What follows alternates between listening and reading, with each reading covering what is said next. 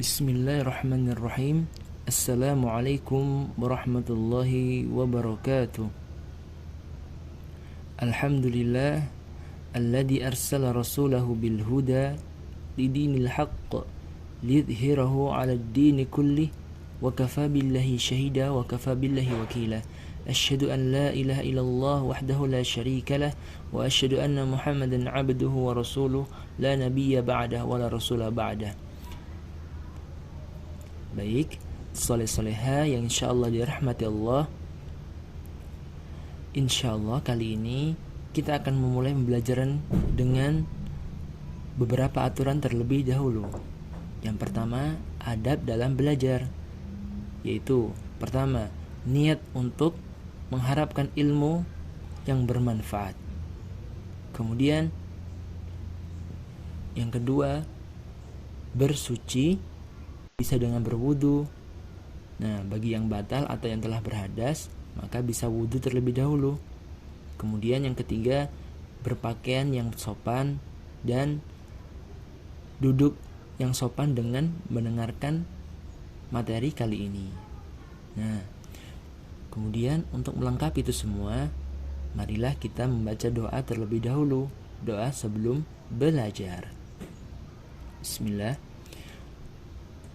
Allahumma salli ala Muhammad wa ala ali Muhammad. Raditu billahi rabba wa bil islami dina wa bi Muhammadin sallallahu alaihi wasallam nabiyya. Rabbi zidni ilma warzuqni fahma waj'alni minas salihin waj'al Allahumma hdini li ahsanil akhlaq la yahdi li ahsaniha illa anta wasrif anni sayyi'aha la yasrifu anni sayyi'aha illa anta. Allahumma inni as'aluka ilman nafi'a wa rizqan tayyiba wa amalan mutaqabbala. Amin ya rabbal alamin. Alhamdulillah, telah kita panjatkan doa kepada Allah Ta'ala, yang mana dengannya kita mengharapkan ridha dan rahmatnya. Taib. Yang pertama, kita akan mengambil judul mengusap kaos kaki dan khuf. Nah, soleh-soleha bisa dibuka ya bukunya pada halaman yang ke-17. Nah, maka kita akan mempelajari hukum mengusap khuf dan kaos kaki. Kedua, jangka waktu bolehnya mengusap bagi mukim dan musafir. Yang pertama harus kita ketahui adalah pengertian khuf itu sendiri. Lanjut, khuf itu adalah sesuatu yang dipakaikan pada kaki terbuat dari kulit, bisa kulit domba atau kambing dan lain-lain, dan panjangnya melebihi mata kaki. Nah, bisa dibayangkan ya. Nah, gambarnya seperti ini. Ini adalah contoh khuf. Jadi, dia itu adalah pelindung kaki yang terbuat dari kulit. Nah, pada zaman dahulu, pada zaman Nabi, itu terbiasa mereka memakai khuf, yang mana bahannya itu sangatlah susah untuk dilepaskan karena terbuat dari kulit. Ada yang dari kulit hewan domba, kulit kambing, dan kulit yang lain. Dan juga cirinya ialah melebihi mata kaki. Maka di sini disebut khuf itu yaitu melebihi mata kaki dan terbuat dari kulit. Kemudian selanjutnya, apa itu kaos kaki? Nah, di sini tidak mungkin ya salah satu dari kita yang belum tahu kaos kaki itu apa.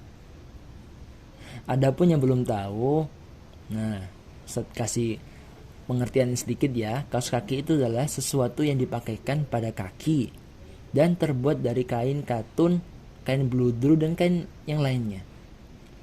Nah, dari sini paham ya, yang dipakai setiap hari kalian itu di sekolah itu namanya kaos kaki. Kemudian selanjutnya kita berlanjut ke materi selanjutnya. Nah, hukum mengusap kaos kaki. Soleh Soleha bisa dibuka juga bukunya di halaman ke-18 ya. Hukum mengusap kaos kaki di sini hukumnya ialah dibolehkan. Kaos kaki dan khuf yang tadi, sebagaimana hadis dari Nabi Muhammad SAW yang diriwayatkan oleh sahabat Mughirah bin Syu'bah radhiyallahu anhu. Ia berkata, "Kuntu ma'an nabi fi safarin fa ahwaitu li anzi'a khuffaihi faqal da'huma fa inni adkhaltuhuma tahiratain famasaha 'alaihima." Aku pernah menyertai Nabi Shallallahu alaihi wasallam dalam satu safar. Tatkala beliau berwudu, aku pun menjulurkan tanganku untuk melepas dua khuf yang sedang beliau kenakan. Namun, beliau berkata, "Biarkan dua khuf ini, jangan dilepas, karena aku memasukkan keduanya dalam keadaan suci." Maka beliau pun mengusap di atas kedua khuf tersebut. Hadis riwayat Bukhari dan Muslim. Maka diketahui ya, soleh-soleha di sini, hukum dari mengusap khuf dan kaos kaki itu dibolehkan. Nah, selanjutnya ada syarat-syarat yang diwajibkan ketika kita ingin untuk mengusap khuf ataupun kaos kaki. Nah, bisa dilihat di halaman 18 juga di bawahnya tadi. Yang pertama yaitu memakai khuf setelah bersuci atau wudu sempurna. Artinya, jika ingin memakai khuf dan mengusapnya untuk bersuci, maka sebelumnya itu harus wudu biasa terlebih dahulu, wudu dengan sempurna. Maka jika belum bersuci, tiba-tiba dia langsung memakai khuf atau kaos kaki, kemudian dia langsung ingin mengusap kaos kaki tersebut, nah ini tidak diperbolehkan. Harusnya ia wudu terlebih dahulu, kemudian selang beberapa saat ia batal, dan setelah itu dia mengusap, berwudu lagi dan mengusap khufnya tadi. Maka seperti itu caranya. Itu syarat yang pertama. Yang kedua, khuf atau kaos kaki itu menutupi kedua mata kaki. Nah, hal ini diketahui dari sejarah yang mana pada zaman Nabi SAW, zaman para sahabat dan seterusnya, itu khuf cirinya itu adalah melebihi mata kaki. Nah, karena sulitnya melepas khuf tersebut, maka disyariatkan seperti ini, yaitu mengusap khuf dan kaos kaki. Nah, untuk zaman sekarang mungkin bisa dilihat sepatu boot yang panjangnya melebihi mata kaki ya. Nah, tatkala susah untuk melepasnya, maka boleh kita mengusap, bersuci atau berwudu dengan mengusap sepatu tersebut, khuf tersebut. Adapun sepatu yang kecil, sepatu sekolah atau sepatu Vans yang biasanya dipakai sekalian itu bukan termasuk khuf dalam hal ini. Kemudian selanjutnya, kedua khuf dalam keadaan suci. Nah, ini yang penting. Tatkala kita ingin mengusap khuf atau kaos kaki itu, harusnya kaos kaki tersebut dalam keadaan bersih, tidak ada bekas kotoran. Tidak ada bekas kotoran tai kucing atau tai ayam. Nah, tapi ia bersih dari kotoran tersebut. Nah, jadi boleh tatkala khuf atau kaos kaki itu bersih, digunakan untuk mengusapnya. Kemudian syarat yang terakhir yaitu belum melewati batas waktu pengusapan. Nah, batas waktu ini akan kita pelajari setelah ini. Dan maksud dari syarat ini ialah tatkala waktu batas pengusapan tersebut habis, maka kita tidak boleh untuk melakukan pengusapan lagi. Harus kita berwudu terlebih dahulu, kemudian selang waktu kita batal, Nah, baru kita wudhu lagi dan boleh kita mengusapnya. Seperti itu. Selanjutnya, cara mengusap khuf atau kaos kaki. Nah, perhatikan ya di sini, caranya ialah tatkala seseorang telah batal dari wudhunya yang pertama, kemudian ia hendak berwudhu lagi, dan kala itu dia sudah memakai khuf atau kaos kaki, maka yang pertama dia lakukan ialah membasahi tangannya dengan air, kemudian mengusapkannya pada bagian atas kaos kaki khuf. Ingat, bagian atas, bukan bawah, samping kiri atau kanan. Kemudian yang ketiga, memulainya dari ujung jari hingga atas pergelangan kaki, sekali saja. Nah, tidak perlu 2 kali, 3 kali, bahkan 100 kali tidak perlu. Cukup sekali saja diusap dari jari sampai pergelangan kaki. Seperti itu. Contohnya, ya, perhatikan gambar ini, video ini. Bismillahirrahmanirrahim. Anak-anakku sekalian, saudara-saudara yang dirahmati Allah, pada kesempatan ini kita akan coba mempraktekkan bagaimana tata cara mengusap sepatu atau khuf dalam berwudu. Langkah pertama tentunya kedua belah tangan harus dalam keadaan basah atau dibasahi dengan air, lalu dua belah kaki sekaligus disiapkan untuk diusap. Langsung tata cara pengusapannya seperti ini, bagian atas saja, sedikit ke belakang, dan dilakukan hanya sekali usap saja. Seperti ini prakteknya. Sekian, wassalamualaikum warahmatullahi wabarakatuh.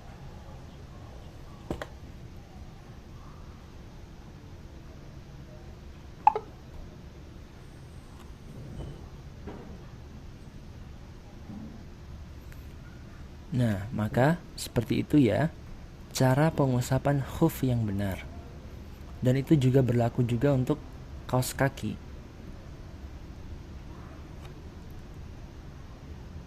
Kemudian kita berlanjut ke jangka waktu. Nah, seperti yang Ustadz bilang tadi, kita akan mempelajari jangka waktu batasan bagi orang yang boleh mengusap khuf. Yang pertama, ada 2 jenis orang. Yang pertama, orang yang bermukim, yaitu orang yang tidak melakukan berpergian. Artinya ia menetap di suatu rumah atau tempat tinggal. Nah, kemudian yang kedua, orang yang bersafar. Nah, semua pasti tahu ya artinya, yaitu orang yang sedang melakukan perjalanan. Di sini yang pertama, yang bermukim, itu jangka waktunya cuma dibataskan selama 24 jam atau sehari semalam. Nah, orang yang bersafar itu dibatasi sampai 3 hari 3 malam atau sama dengan 72 jam.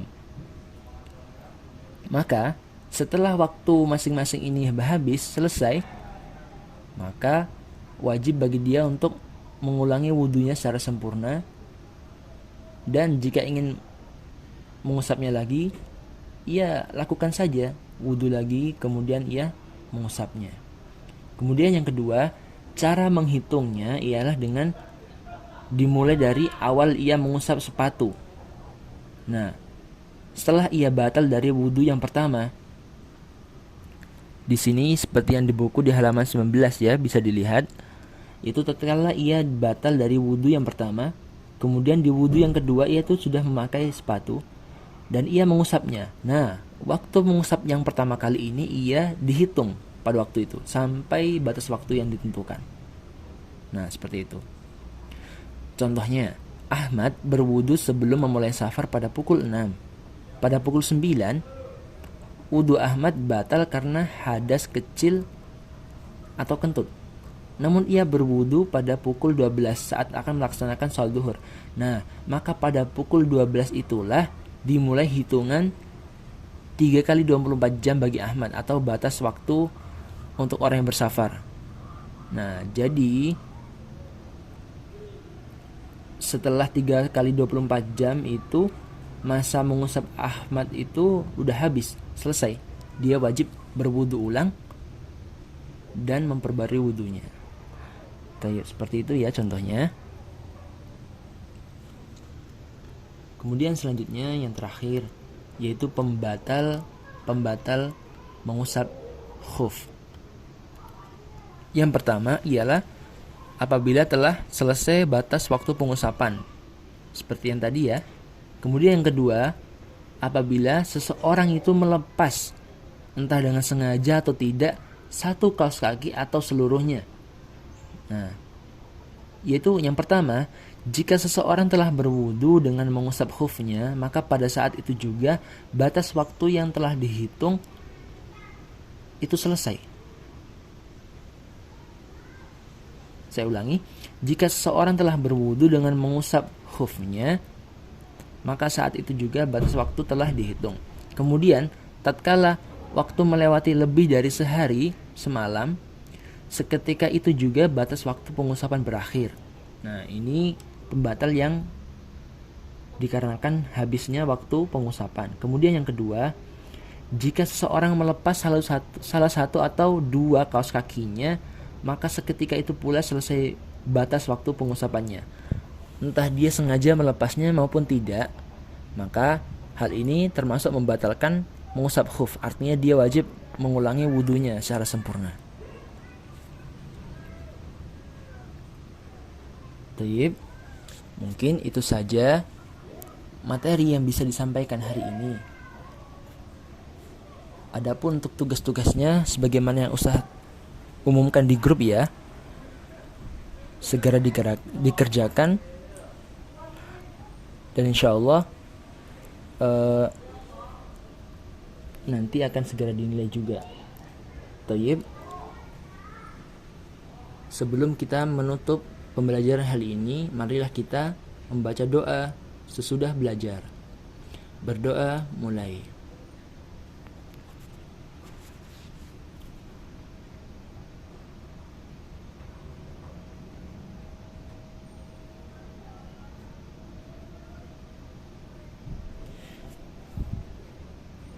Berdoa selesai. Taib, syukron, terima kasih atas perhatiannya ya. Semoga Allah limpahkan rahmat dan keberkahan atas apa yang kita lakukan hari ini. Tetap semangat belajar dan murojaahnya ya, solih-solihah. Jazakillahi khairan. Kita tutup dengan doa kafaratul majlis. Subhanakallahumma wa bihamdika asyhadu an la ilaha illa anta astaghfiruka wa atubu ilaihi. Wassalamualaikum warahmatullahi wabarakatuh.